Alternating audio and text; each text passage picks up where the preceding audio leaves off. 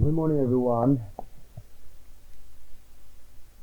We're not one division. This is only a division two ni a ini tangi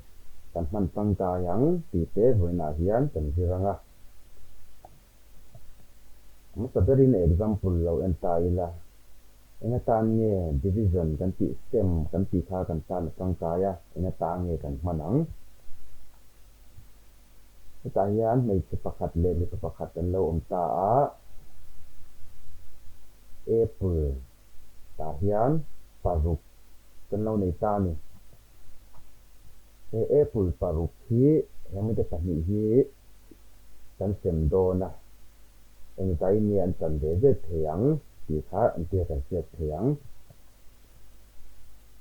April paruk kan ne ya ti chuan kan sem na tur mi pahni an ni ta a ti chuan hei hi sem na kan ti sign khania division sign ti chuan 6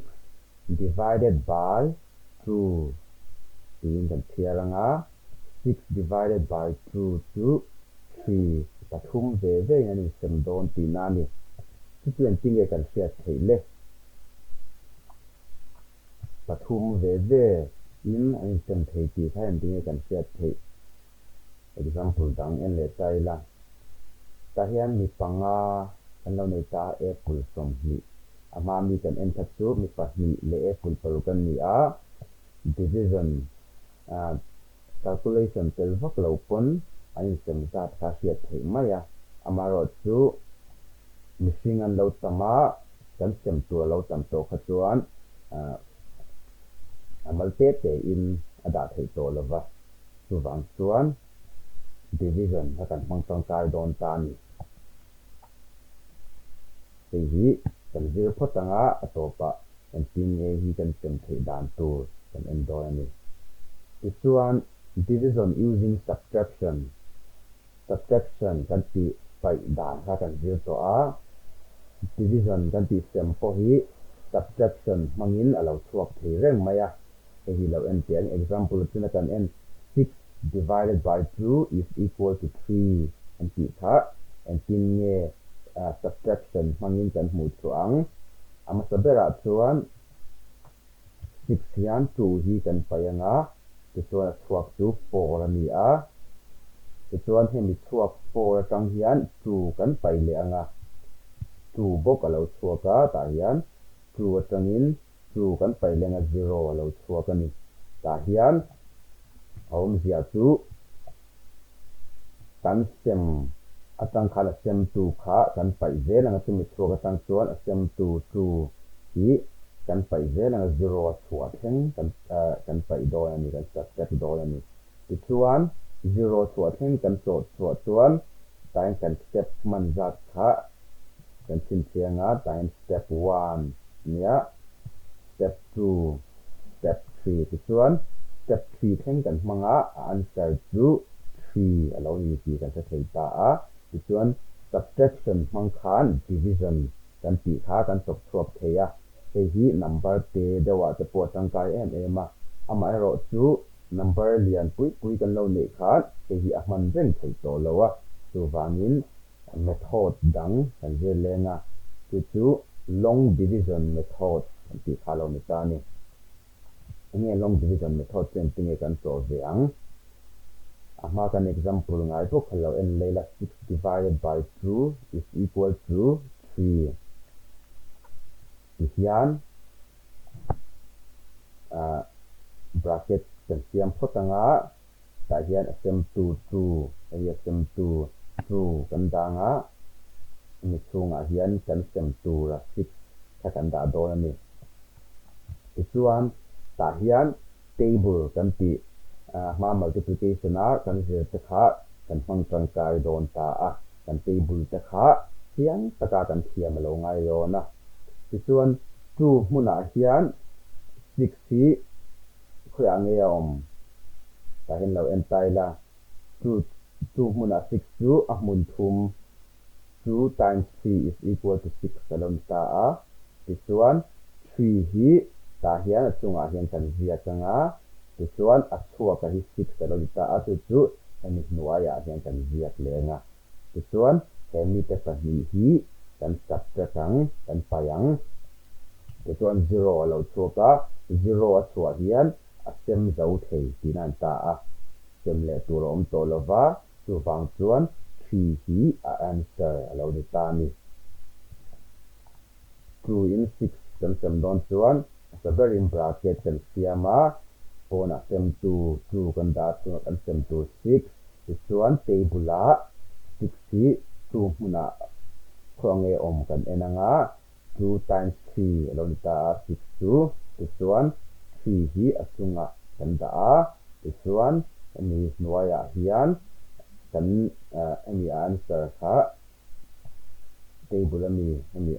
6 kha kan dah ta a tichuan hei hi kan subtract a 0 lo chhuah hian kan divide zo thei tina ni ta a answer kan hu chuak tawh tina ni a tichuan 3 hi answer lo ni ta ni tichuan hetah hian a sem tu kan ti chu hi divisor ti ni a divisor tichuan kan sema hi dividend ani a tichuan heta answer kan ti kha quotient ani a tichuan heta a hnuai mi hi remainder abang kan ti kha alang ta ni remainder a sem tu hi divisor kan sema hi dividend tichuan answer hi quotient tichuan heta kan emi kan paya chhuak hi remainder alo ta a tichuan kha long division method kan ti chu ni a example dang kan en le ang 8 divided by 2 8 divided by 2 tichuan hmang khan hian kan rin photanga po na hian sem tu chhunga kan sem tura tichuan 2 kan hriat le tur kha table a 2 times khan enge 8 kan table kha kan hriat chiana kan en chuan 2 times 8 lo chhuana chu 4 ani ta a tichuan 4 kan ziaka tichuan a hnuaiah hian 8 kha answer kha kan table hi kan ziaka chu kan subtract a 0 lo chhuak khan 4 hi final answer lo ta a 8 divided by 2 is equal to 4 tichuan 60 divided by 4 lo en ve leila 4 na sem tu 4 chunga kan sem tu 16 kan da a tichuan mang bok khan 4 times sa khan nge 16 chuak 16 to 4 kan table kan set pian angai tichuan 4 4s are 16 chuan hi kan pai chuan 0 lo chuaka kan division kha zo tia ti na ni a tichuan 16 divided by 4 is equal to 4 example dang kan en le ang 32 divided by 2 tichuan hei kan hin le photanga pona 2 a chhunga 32 tichuan ta hi chuan number digit hi kan lo nei hian a hmasa ber hi kan en photang hei hi 2 hmuna a hnai ber tu nge om kan ti ang kan zong photang 2 hmuna nge 3 hnai ber tu chu kan ena kan table a 2 1 2 mi IATSP 2 2s are 4 kan lo nei ta a kan table a khan tichuan 3 nei ber tu 2 hmuna chuan 3 IATSP kan zong dona chu 2 hmuna 2 into 1 halo ni ta a tichuan 2 into 1 ta hian 1 kan ziaka tichuan table a mi answer 2 hi 3 hnuaiah kan da a kan subtract tichuan kan subtract lo chhuak tu 1 ani a tichuan a dawh chiah number hi kan la tha a 2 kan la tha a tichuan 2 hmuna 12 hi table a enge kan en le ang 2 into kan multiply 12 lo chuak tu table kan en chuan 6 ni ti kan set ya 6 kan zia ka ti chuan 12 12 kan pai chuan 0 lo chuka kan division kha zo si a ti chuan answer chu 16 32 divided by 2 is equal to 16 ti kan la se thei ta ni chuan do 45 divided by 3 en le ta ila 3 45 kan divide don chuan master ber number kan en leang 3 huna 4 nai ber 2 4 I te si ai nge mun khat chu 3 mun khat chu 3 ania kan paya 4 in 3 kan subtract chuan 1 lo chuaka 5 kan la tha a ti chuan 3 huna 15 chu a mun za nge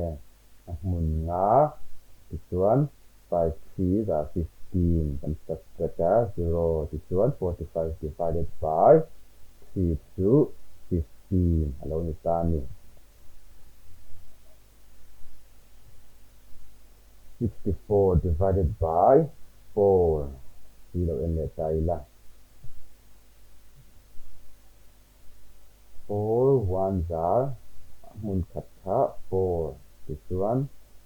ini kan subtract chuan 2 alo chuaka ti chuan 4 kan la tha a 24 chu 4 mun na mun rup ani a 64 da 24 chuan kan subtract 0 lo chuak le a chuan final answer to 16 36 divided by 3 lo en leang 3 hi 3 huna mun khat 3 kan zia ka kan subtract 0 ti chuan 6 kan la tha a ti chuan ma a 0 a om hi chuan number ma 0 a om re ni chuan hi chu om lo ang ani ta a hi chu ignore tu ani a 6 hi kan en tu chu ni a 3 in 6 hi huna in ta nge om 3 6 chu mun ni 3 times 2 is equal to 6 Tika this one and the 6 less 6 then by 0 this one 36 divided by 3 is equal to 12 this one ama example kan say tap kha kan tok thiam so ang chu kan ti ta hian mi panga kan neya kan sem tur hi apple som hi alo ta a this one mang khan long division method khan mi panga kan neya kan sem tur to apple som hi ai ta a this one 5 muna hian 20 hi ai za na nge mun za na nge 20 to 5 at 1 mun li 5 times 4 is equal to 20 this one 4 kan sia ka 20 kan da ka this one kan subtract ka final answer is 0 this one 20 divided by 5 is equal to 4 dikhan division sem kan ti mangin ni panga ne na apple som ni kha kali thawin an chang thei hi kan sia thei phata a division hi thil kan sem don te man chang ka ya tu tam ta ka oma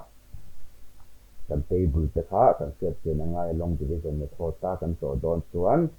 table tiang takin kan thiamanga division all sum takin kan tok thei don ani le ti zong kha na kan ze lai chu ni